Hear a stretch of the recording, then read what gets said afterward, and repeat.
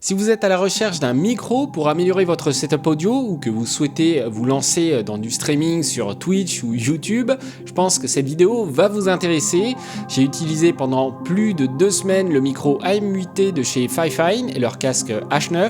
Et le moins que l'on puisse dire, c'est qu'ils m'ont pas mal surpris. Tout n'est pas parfait évidemment et on va en parler. Allez, ne tournons pas autour du pot et commençons tout de suite ce retour d'expérience.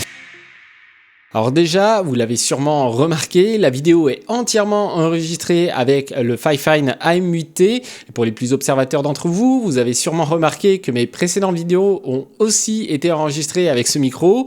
Vous commencez à me connaître, je ne fais jamais de retour sur un produit sans l'avoir utilisé minimum 2 semaines. Pour information et pour être totalement transparent avec vous, les produits m'ont été envoyés par Fifine et la vidéo est sponsorisée par eux. Par contre, comme toujours, je suis totalement libre de donner mon avis positif comme négatif, ce qui reste la condition pour faire une vidéo.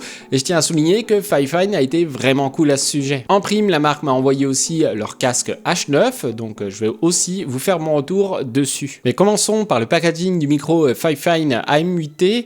Dans la boîte, on y retrouve le micro, un câble USB-C de 2,50 m avec un adaptateur USB-A. On a aussi un bras de micro, et ça, c'est un gros plus parce qu'on n'aura pas besoin d'en acheter un à côté. Notez qu'il n'y a pas de câble XLR fourni, donc il vous faudra en acheter un si vous souhaitez le connecter en XLR. Concernant le micro, c'est un micro dynamique cardioïde. Alors c'est quoi un micro cardioïde? Eh bien c'est un micro qui permet de prendre le son principalement devant lui.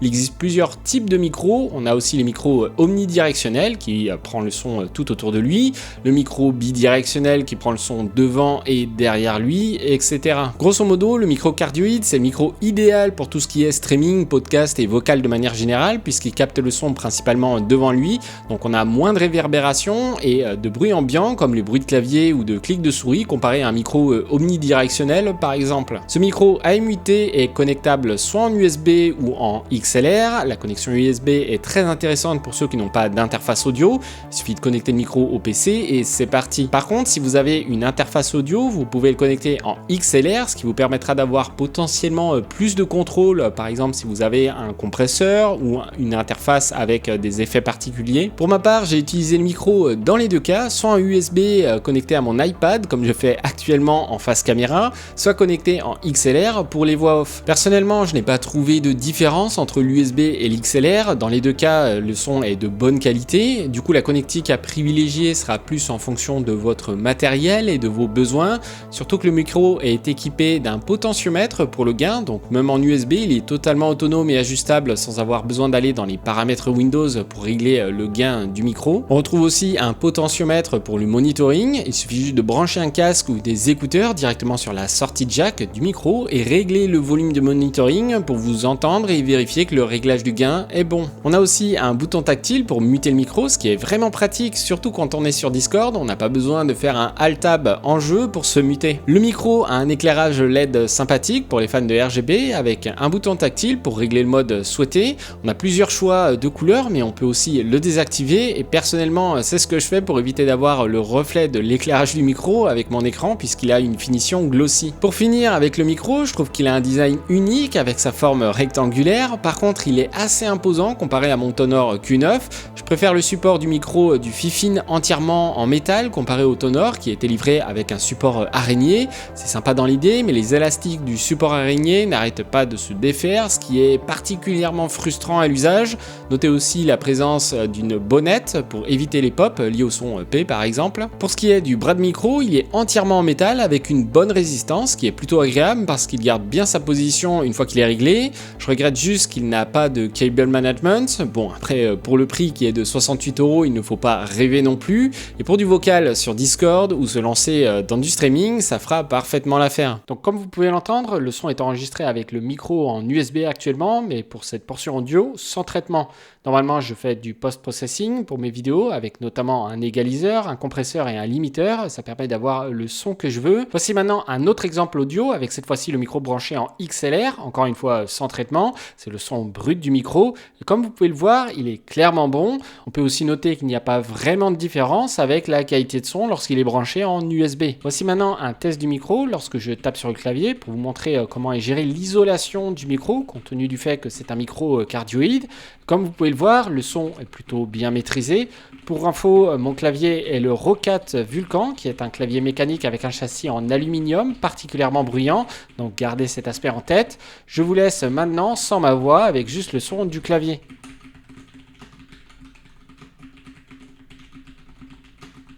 Donc comme vous avez pu le voir, le son du micro brut est vraiment bon. Pour mes vidéos, j'ajoute du traitement audio parce que ça me permet d'avoir un son plus régulier pendant mes enregistrements grâce au compresseur et au limiteur. J'ajoute aussi de l'égaliseur pour renforcer certains aspects de ma voix. En tout cas, pour du stream, le son brut est déjà très clair et ne prend pas trop la réverbération de la pièce ni le son du clavier. Passons maintenant au casque Fifine H9. C'est un casque filaire et il est livré avec un micro détachable et une rallonge USB qui dispose de commande. Donc on peut connecter le casque soit en USB, soit avec la prise jack. En termes de conception et de design, les coques du casque sont en plastique. Visuellement, le casque est plutôt sobre. Par contre, je ne suis pas super fan du graphisme sur les coques, même si c'est un peu au goût de chacun. L'arceau est en métal et a l'air vraiment solide. Et du côté des mousses, elles sont en revêtement plastique et effet cuir. Pour ce qui est du câble, il est assez rigide et semble vraiment solide. Par contre, il est assez court, comptez 1 mètre. Personnellement, j'ai trouvé ça bien parce qu'il ne m'a pas gêné quand je l'ai branché à mon Steam Deck pour jouer,